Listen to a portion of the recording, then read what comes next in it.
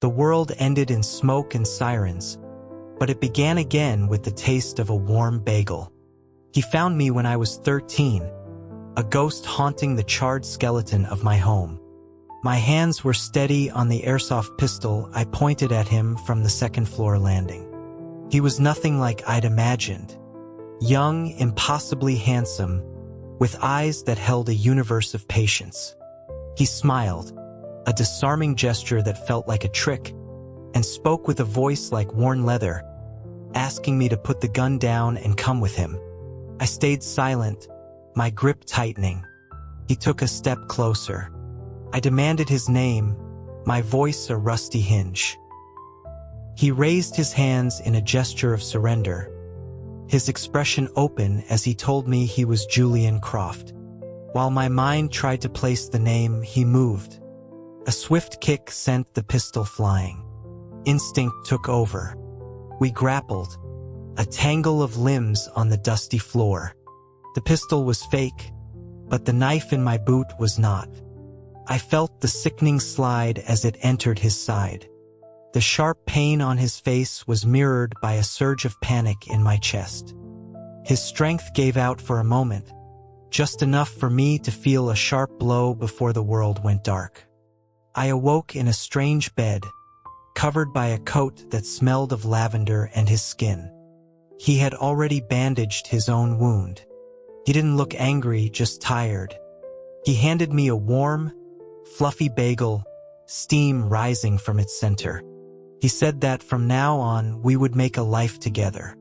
I took the bagel and said his name, a test.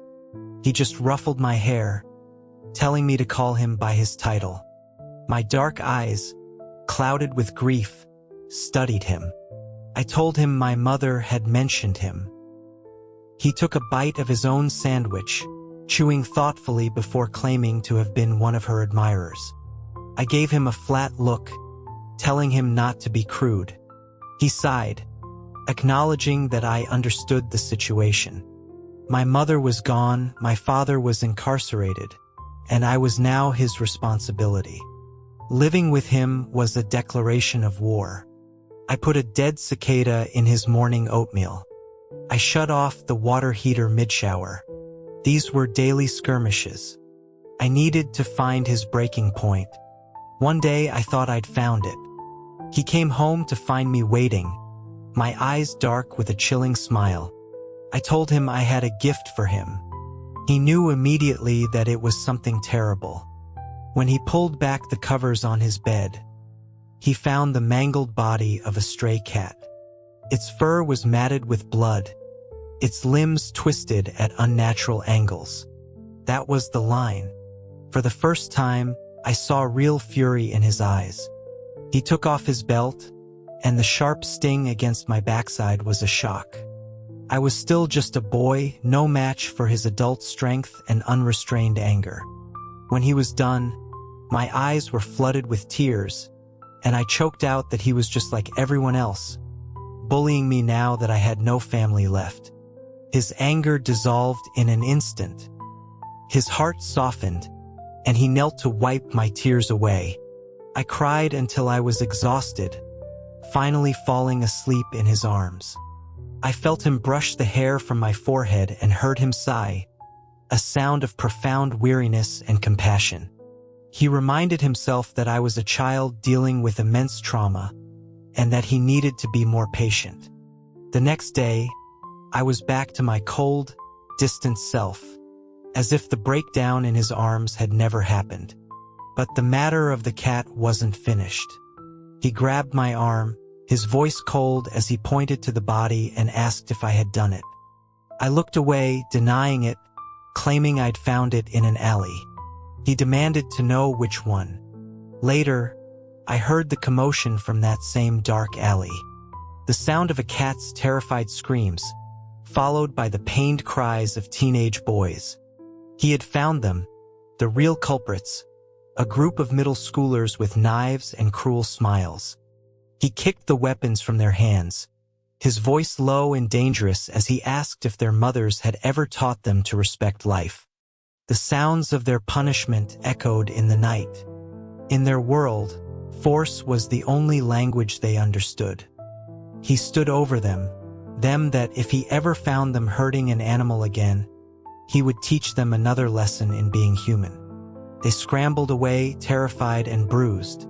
He found the kitten then, the one I had left behind. It was barely alive, trembling and covered in its mother's blood. He asked if it was still breathing. A faint squeak was the reply. He offered to take it with him, and the tiny creature managed another weak sound. He took it to the best animal hospital in the city and named it Rusty. The kitten's injuries were severe, but it was quiet and resilient. Whenever Julian visited, it seemed to sense his presence, lifting its tiny head and letting out a soft chirp. Rusty did not, however, like me. When Julian brought the recovering cat home, I stood there in my school uniform, a cold observer. He asked me if I thought the cat was cute. As I reached out a hand, Rusty tensed and swiped at me, leaving 2 thin red lines on my arm. I felt no pain, only a strange detachment as I remarked that it wasn't very cute at all. Julian put the cat away and tended to my scratches with iodine. My eyes drifted to a photo on his desk. He noticed my gaze. I asked him if he had really loved my mother. In the picture, she was beautiful, smiling gently with a field of white flowers behind her. He dabbed the cotton ball on my skin, affirming that he had, in a way. My voice was flat as I asked if that love extended to raising her son. He told me to mind my own business. After the incident with the belt, something in me settled. I became a model ward, going to school and coming home without causing trouble. I inherited my mother's intelligence, always ranking first in my class. Julian was so proud at parent-teacher conferences.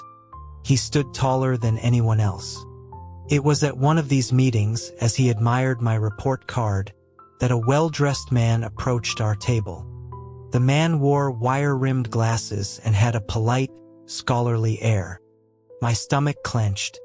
I assumed I was in trouble again. But the man introduced himself as Daniel Evans, my mother's brother. He asked for Julian's contact information. Years passed.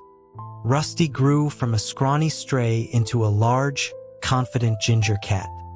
His first heat came on suddenly, with loud howling and rolling on the floor in the middle of the night. I watched, my face a cold mask, and stated that we should have thrown him out in the beginning. Rusty seemed to understand, hissing and pouncing at me. Julian had to pull him away. The next day, he took the cat to be neutered. And there, at the veterinary clinic, was Daniel Evans, dressed in a white coat. His smile was warm, his brown eyes crinkling at the corners as he looked at Julian and asked his age. Julian, flustered by the doctor's charming gaze, stammered that he was 21. Daniel paused his note-taking, a gentle, amused look on his face as he clarified that he was asking about the cat. Julian's face turned beet red. The surgery was quick. When it was over, Daniel, noting it was the end of his shift, invited Julian to dinner. I knew how these things went. Dinner would lead to a walk would lead to a shared moment, and soon enough I would be forgotten. Julian came home late that night. The wind was cold, and Daniel had wrapped a scarf around his neck for him. As soon as Julian walked through the door, my dark eyes locked onto him. I asked who the man was that had brought him home. He casually replied it was a friend as he folded the scarf neatly and placed it in a paper bag. I felt a knot of anger tighten in my chest. He just ruffled my hair and asked what I wanted for a late dinner. Oblivious. The next morning, the scarf was gone.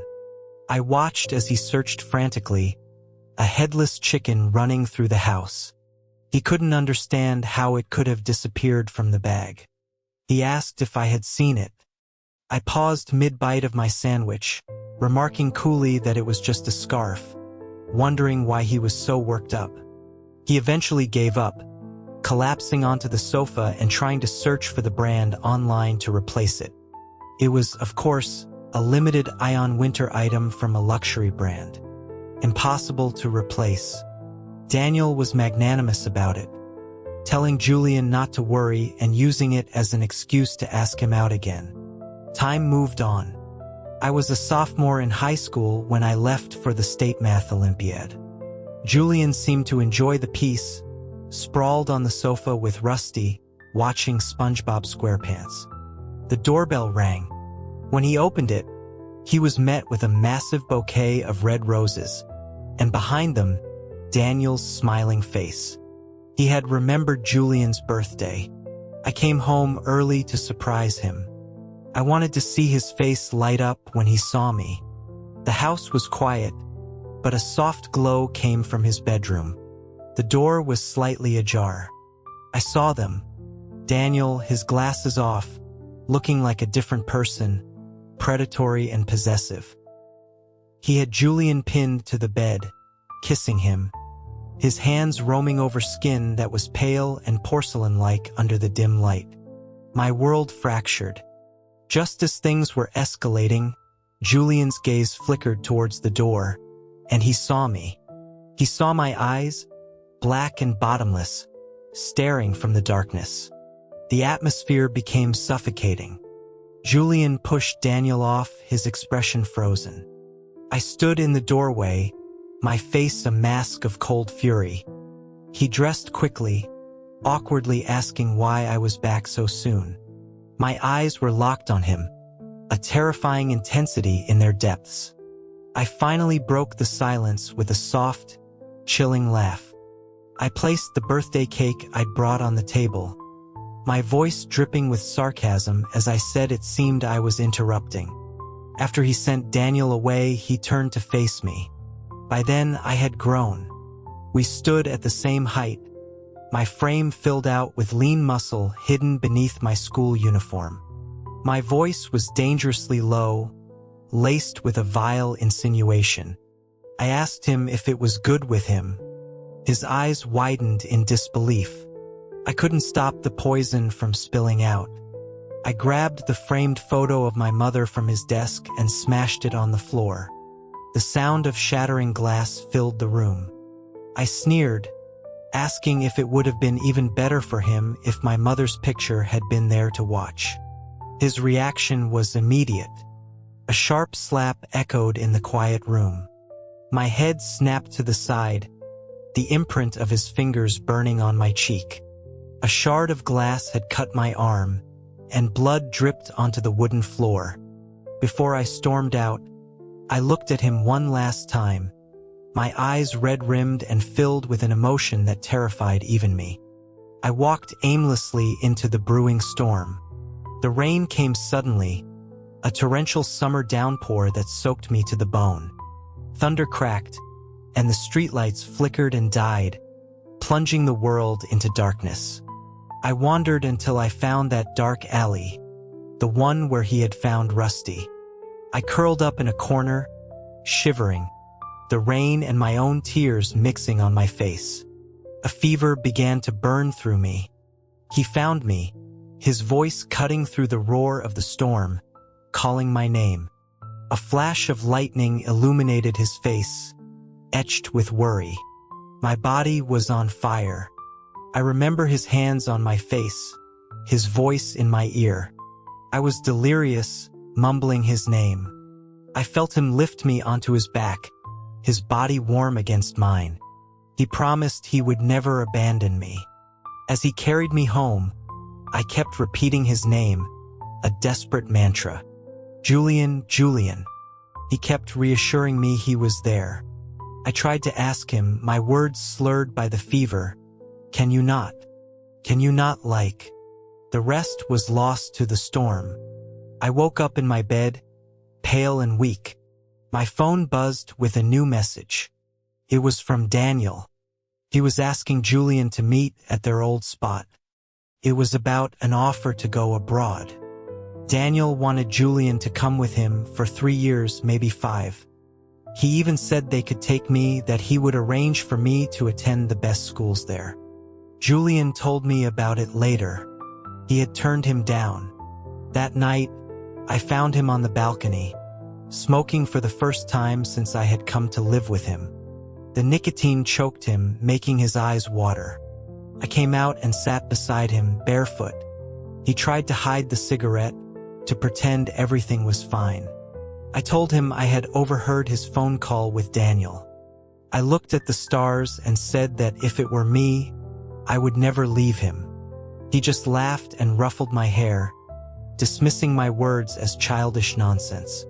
Life returned to a fragile peace. I was busier than ever, studying late. Before I knew it, it was the day of my college entrance exams. Julian was in a panic when he realized, rushing to make me a special breakfast for good luck. I had to gently remind him the first exam was literature, not math. I graduated as valedictorian and was accepted to Westwood University. When I was leaving, he fussed over my collar, telling me to find someone nice at college, to live a good life. I looked down at him, my expression serious, and asked what if the person I liked was a man. He thought for a moment, then nodded, saying that true love was priceless. Yes, I agreed, my voice holding a deeper meaning. True love is priceless. The house was too quiet without me. He even called out my name by accident once while cooking, only to have Rusty bring him a bundle of green onions. He called me that night a video chat. He stood under a campus lamppost, the golden light carving his features into something breathtaking. My heart skipped a beat. He had no idea how beautiful he was. We talked about nothing and everything. Then, his voice dropped, becoming soft and almost like a purr. He told me he missed me. I teased him about being a grown man who couldn't be away from his guardian. His reply came through the headphones, a low, intimate murmur. He said he wanted to be stuck to my side every day. My face flushed. That was when I decided to buy an apartment near the university. I finalized the purchase on my birthday, which happened to fall on Christmas Eve. I kept it a secret from him, planning to give him a surprise. The campus was lit with colorful lights, snow falling gently.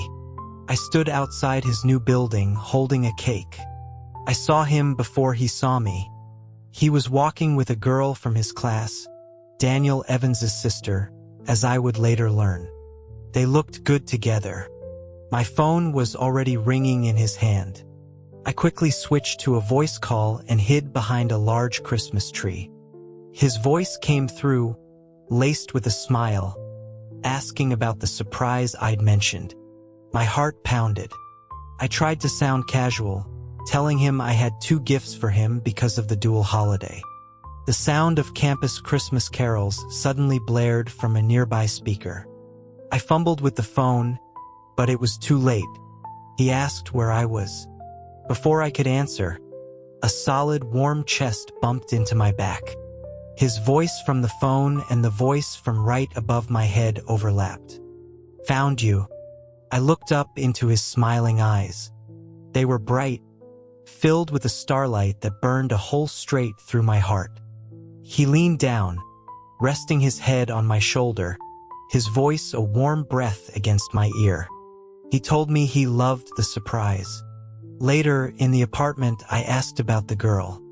He casually mentioned she was from a project group, that her name was Amelia Evans. The name sounded familiar. The next day, I knew why. Her brother, Daniel, was standing at our door. 3 years had passed. He looked more mature, but his smile was the same.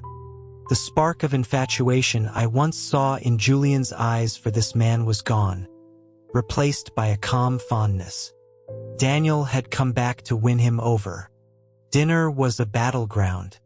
Daniel placed a perfect cut of steak on Julian's plate, remembering his old favorite.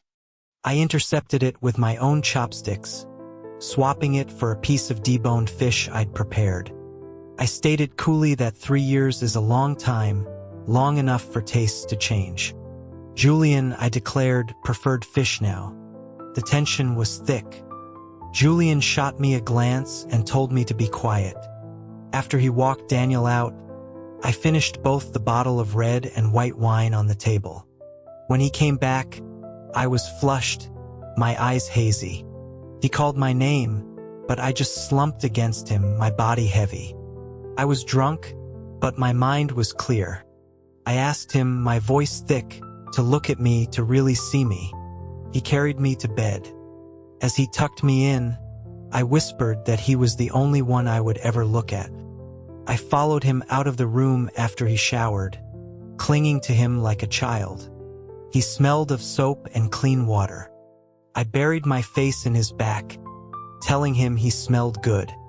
He was patient, indulging what he thought was a drunken tantrum. But then I rested my head on his shoulder, and my voice became low and serious.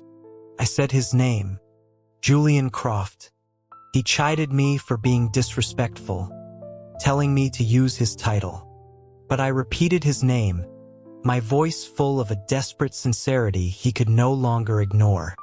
I'm in love with you, Julian. He sighed, dismissing it as nonsense. I took his hand, pressing my face into his palm, my eyes fixed on his. I love you, Julian. The silence stretched. I leaned in to kiss him.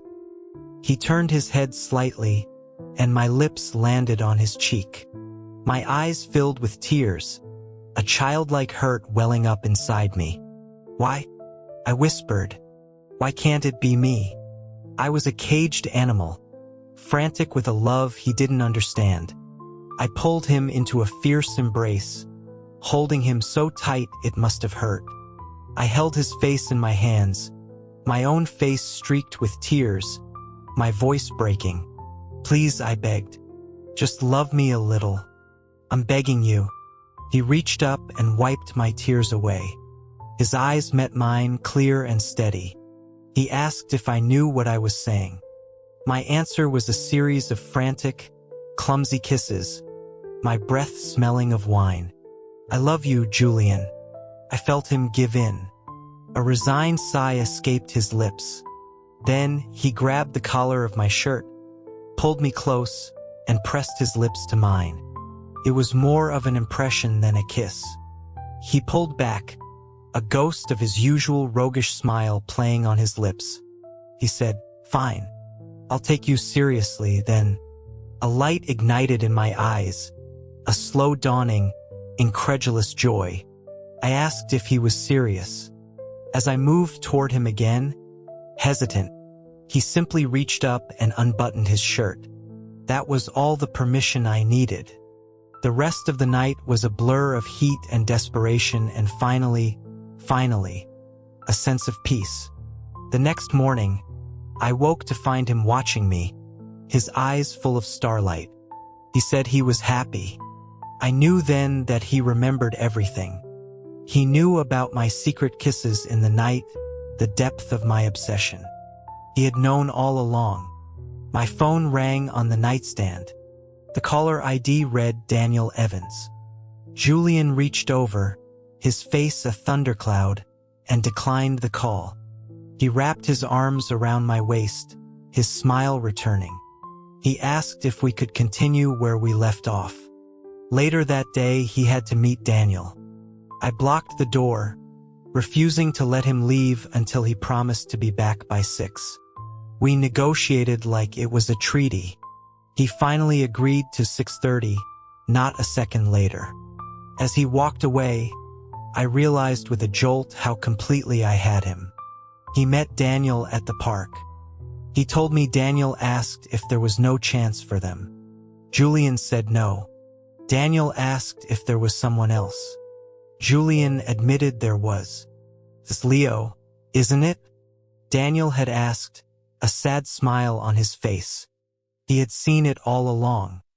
He wished Julian happiness before they parted ways. The next spring, I went with him to the cemetery. He burned incense and spoke quietly to my mother's grave. He told her he had taken good care of her son. He said that, just as she had always believed, love transcends age and gender. He told her that he knew I was young, that he knew I might get tired of him one day, and if that happened, he would let me go without a fight. He asked for her forgiveness for this moment of stolen happiness. I stood behind him, listening. I stepped forward and placed my own offering on the stone. I had found the uncle you sent me to, Mother. He is more beautiful than you ever described. And now that I have him, I am never letting him go. Please forgive my greed.